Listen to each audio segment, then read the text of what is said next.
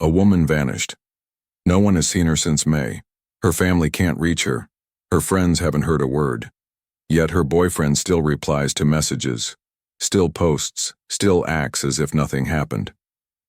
Until one day, police turn a small deli apartment upside down. In the kitchen, a 300-liter fridge. Inside, not beer or frozen meat, but a horrifying truth. 35 separate fragments. Why would a man kill a woman who once called him my love? And what took place in that room on that fateful night? A story beyond imagination. A chilling reminder of violence hidden in love. This is the Shraddha Walkar case, and the journey to uncover the truth behind the silent refrigerator. Let's delve deeper into this case right now. Shraddha Walkar was born in 1995 in Vasai, a peaceful suburb of Mumbai, India. She grew up in a middle-class Hindu family. Her father ran a small business, and her mother was a homemaker. Her childhood was rooted in tradition, where family values and respect were paramount. Even as a child, Shraddha was energetic, smart, and self-reliant. She enrolled at Mumbai University, majoring in brand management. After graduation, she joined a major e-commerce company as a customer service representative. This stable job gave her financial independence and a sense of agency. In the modern office environment, Shraddha adapted quickly and built a wide social network. In 2019, she started using the dating app Bumble and met Aftab Amin Poonawalla. They bonded over food, travel, and art. Their early dates blossomed into something deeper. Aftab was charming and extroverted. Also working in customer service, he harbored a passion for photography. With his modern, liberal outlook, he won Shraddha's affection. Despite religious differences, he Muslim, she Hindu, they decided to pursue a serious relationship. Their love flourished but soon met resistance from Shraddha's parents, who worried about religious conflict and his influence. Undeterred, Shraddha moved out, severed ties with her family, and relocated to Delhi to live with Aftab in early 2022. They rented a modest flat in Chhatarpur, living together as if married. Shraddha worked remotely and Aftab freelanced as a photographer. They shared photos, trips, meals. Everything looked like the happy life of a young couple. But behind romantic images, cracks formed. Shraddha's friends noticed her withdrawal. She shared less, seemed fatigued, and even had visible bruises. Some friends knew she had been physically abused, yet she dismissed it as small arguments, hoping he'd change. Cut off from her family, Shraddha became increasingly isolated. The relationship shifted from love to control and fear, yet she stayed, perhaps believing love could change him, or because she had nowhere else to belong. In early 2022, the couple shared that small Chhatarpur flat, in a crowded but quiet neighborhood with narrow lanes and old buildings. Shraddha worked on her laptop in the living room, her face growing pale, her spirit waning. She rarely left the flat. Aftab did all errands. Her friends' greetings went unanswered. Messages went silent. Calls dropped. She seemed to retreat from life, trapped in a relationship full of turmoil. Aftab's control intensified, monitoring her clothes, who she spoke with, where she went. Arguments escalated. He even hospitalized her once. She later confided to a friend he had choked her, smashed her phone, threatened to kill her if she left. Yet, Shraddha stayed. Perhaps because she'd cut ties with her family. Perhaps she trusted love would redeem him. Or perhaps she was too scared to flee. Then mid-May arrived. The last message from her friends was on May 17th. After that, silence. Social media vanished, phone disconnected, her presence erased. When friends reached out to Aftab, he claimed she left him, ran away with another man, had cut all ties. But no one believed it. Would someone who wholeheartedly left her family, moved cities, endure abuse, really leave without a word? No. Something terrible happened, and no one knew that her body lay in the fridge, in the place she once called home. On the night of May 18, 2022, Their small Chhatarpur flat became the scene of horror. This fight was different. Shraddha decided to end it, to go back to her family. Those words triggered a boiling rage in Aftab. He lunged, strangled her with furious hands. She fought, screamed, but the walls heard nothing. She went still. When he released her, he realized he'd killed her. Instead of panic, he descended further into darkness. Shraddha's body stayed put overnight. The next day, Aftab bought a giant fridge, about 300 liters, knives, cleaning chemicals, plastic bags. Over the following days, he dismembered her into 35 parts, wrapped them, and stored them in the freezer. After 2 a.m. when Delhi slept, he walked pieces in a backpack to the nearby Marauli forest, dumping, burying, or hiding them under rocks or bushes. He even burned her face and fingertips to avoid identification. Clothing and documents destroyed or dumped in the Yamuna. Phones smashed, deodorizers and scented candles masked the odor. All the while, Aftab lived as if nothing happened. Late-night movies, food orders, dating apps. He even invited another woman into that apartment, the same one holding Shraddha's remains. No one suspected, and the fridge became the coldest witness to a crime defying belief. As the weeks passed since Shraddha's disappearance, her father, Vikas Walkar, grew increasingly worried. He tried calling his daughter, but no one answered. Text messages showed sent but never read. Shraddha's friends shared the same unease. They began calling Aftab to check on him, and his answers became increasingly unbelievable. He said that Shraddha had left, that she was bored with him and left for another man. He even said that she had moved to another city and was no longer in touch with anyone. But no one in the group of friends believed that story. Shraddha was not the type to leave without saying a word, especially to people she trusted. In October 2022, nearly 5 months after Shraddha went missing, Vikas decided to go to the Mumbai police station to make a formal complaint. He gave the police all the information about his daughter's relationship with Aftab, the conflicts that had occurred and the abuse she had suffered. The Mumbai police immediately passed the information on to the authorities in Delhi. On November 12th, Delhi police tracked down Aftab and found him at his apartment in Marauli. He continued to maintain his story that Shraddha had run away, but when pressed for details, he began to contradict himself. His mixed statements, mismatched timings, and confused demeanor made investigators suspicious.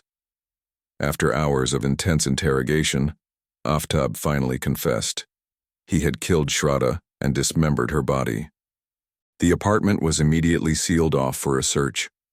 Police found traces of blood that had been wiped off the walls and floor, and in the freezer compartment of the refrigerator, they discovered traces of liquid suspected to be bodily fluids that had seeped deep into the room. Aftab explained the entire process of the crime, from the murder to the dismemberment and disposal of the body parts in the Marauli forest. Based on the testimony, the police launched a search in the forest that night.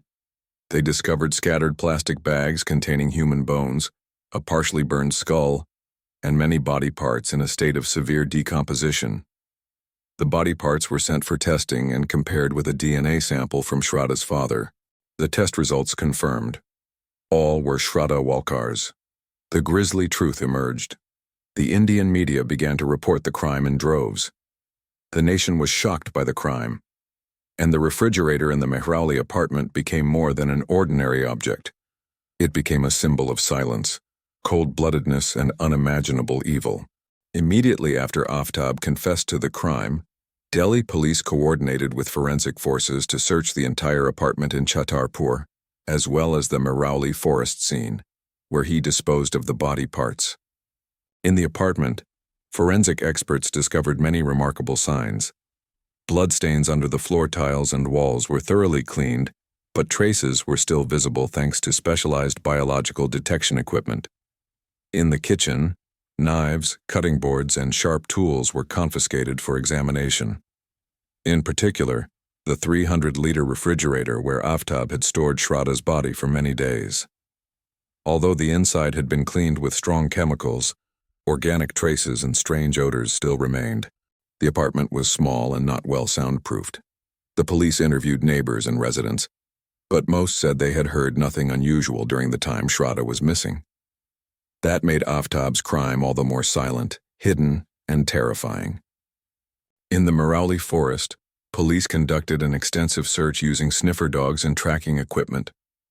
Based on Aftab's detailed testimony, they recovered 13 body parts from various locations, some buried shallowly in the ground, others stuffed in tree holes or covered with dry leaves. Among them were burned skulls and several dismembered bones. The rest of the body was sent to the All India Institute of Medical Sciences for autopsy. Experts determined that the body was that of a young woman, and the time of death matched the date Shraddha was reported missing. Analysis of the cuts on the bones showed that the killer used a sharp knife, worked neatly, and even deliberately avoided difficult parts such as the pelvis and large femur. DNA from the tooth and bone marrow samples were compared with those from Shraddha's father, and the results were a perfect match. The forensic pathologist also determined the cause of death to be strangulation leading to asphyxiation. The estimated time of death was around the evening of May 18th. Meanwhile, data from Aftab's phone, computer, and search engines were also analyzed. His browser history revealed a chilling truth. Before and after the crime, Aftab searched for keywords such as how to dismember a body without leaving a trace, how to dispose of a body, and even Dexter techniques, a reference to the character in the popular TV series about a professional serial killer. All the evidence, physical, digital, and forensic, concurred. There was no doubt. Aftab Amin Poonawalla had murdered his lover, dismembered her, stored her body in a freezer, and disposed of her body parts in the woods, with a coldness and calculation that bordered on obsessive. Soon after Aftab's confession and the forensic confirmation of the victim's identity, the Delhi police launched a full-scale investigation. The goal was not only to gather more evidence to support the case, but also to reconstruct the entire series of crimes committed by Aftab over several weeks, step by step, detail by detail.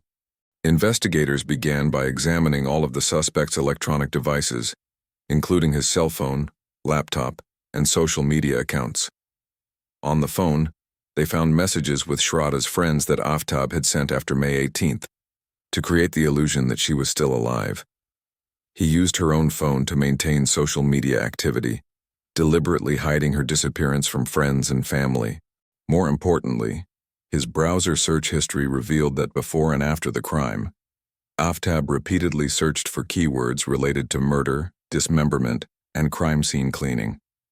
He even rewatched several episodes of Dexter, a popular series about a cold-blooded killer, as if for inspiration. Police also collected GPS data from Aftab's phone. The location map showed that he had walked to Marauli Forest multiple times in the middle of the night or early morning between May 19th and early June. A perfect match for his confession about dumping the body parts. Investigators interrogated Aftab several times. He initially appeared calm and collected, but gradually began to show signs of weakness when confronted with concrete evidence. Psychologists were called in to assess his mental state. However, there was no clear indication that Aftab was mentally disturbed. His actions were calculated, planned, and conscious.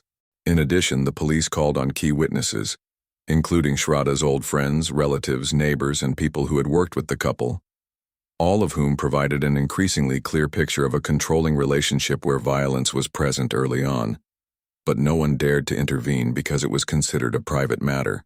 Police also seized receipts for the refrigerator, knives, and other items Aftab used in the crime. All were purchased on May 19th, exactly one day after Shraddha died.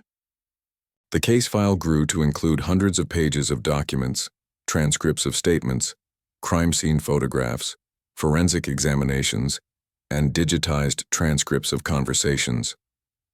By the end of 2022, the police had completed their investigation and transferred the case to the Delhi court. All the facts point in one direction. This was no spontaneous crime. This was a deliberate murder concealed by meticulous planning and carried out with a coldness that was as if conscience had been frozen in that refrigerator for a long time. On 12 November 2022, after receiving information from the Mumbai police, The Delhi police force approached the apartment where Aftab lived.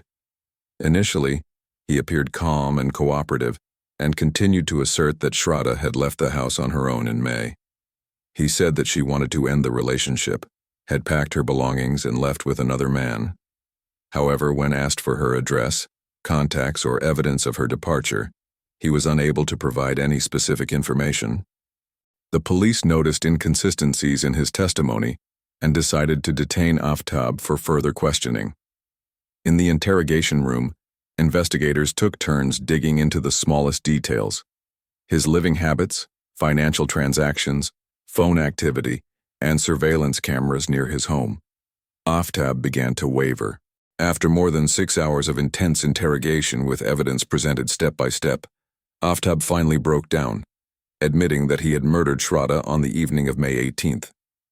He confessed to the entire incident, from strangling her to dismembering her body, storing it in a refrigerator, and disposing of the body parts in Merauli Forest.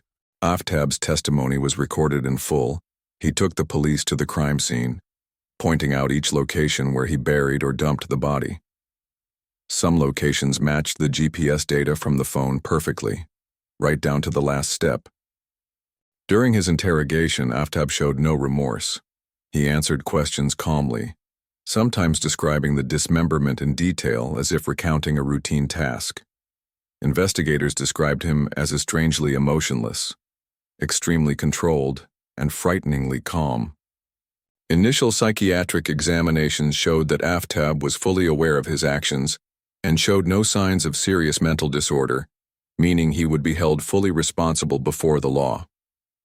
Armed with the confession, forensic evidence, physical evidence at the scene, digital data, and witness statements, the police closed the case. Aftab was formally arrested and moved to the prosecution stage. He faces several serious charges, including murder, destruction of evidence, misleading investigators, and desecration of a corpse. From a seemingly normal boyfriend, Aftab revealed his true colors as a cold-blooded killer, and the refrigerator became a symbol of the heartless cruelty with which he had kept his secret for weeks. In early 2023, the Aftab Amin Poonawalla case officially went to trial in the Delhi court. From the very first session, the trial attracted intense attention from the media, the public, and lawyers across India.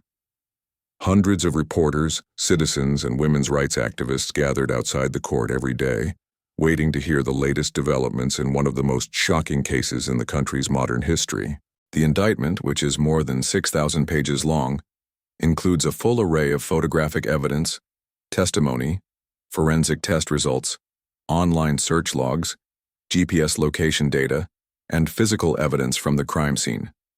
Aftab was charged with premeditated murder, destruction of evidence, desecration of a corpse, and intentionally misleading the investigation. At trial, prosecutors outlined the calculated, cold-blooded nature of the defendant's crime. They emphasized that Aftab had planned the dismemberment, carefully studied how to conceal the crime, and maintained a normal appearance for weeks after the crime, all of which suggested that this was not a spontaneous act, but a deliberate murder carried out with exceptional brutality. Aftab's defense attorney sought leniency, arguing that his client was mentally disturbed and had suffered from past trauma. However, a medical examiner's report presented to the court stated that Aftab was mentally competent, sober, and aware of the entire crime. Throughout the trial, Aftab remained emotionless. He did not apologize, did not show remorse. This angered the victim's family, especially Shraddha's father. In a heartbreaking moment, he told the court, his voice choking, "She just wanted to be loved. She did not deserve to die like this, and she certainly did not deserve to be treated like a piece of trash." Indian public opinion unanimously called for the harshest sentence for Aftab.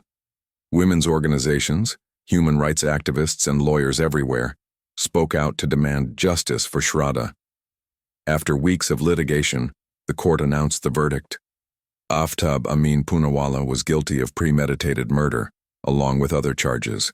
He was sentenced to life in prison without parole. The verdict was seen as a definitive statement of Indian justice in the face of a brutal act that went beyond the bounds of human morality. After the final trial, when the verdict was officially announced, there was no applause, no one celebrated. Because although justice had been served, Shraddha Walkar could not be brought back to life. Her family was shattered. Her father, Vikas, after months of searching, nightmares, and days of desperate waiting, was left with only an urn and a few dismembered body parts to bury. He lived quietly, refusing all interviews, leaving only one sentence at a brief press conference. "I hope no father has to search for his child the way I did." Shraddha's friends, who celebrated her birthday, went on vacations, and sent her messages of support, will forever feel guilty for not intervening sooner. Because sometimes staying silent in the face of a toxic relationship is a bedding tragedy.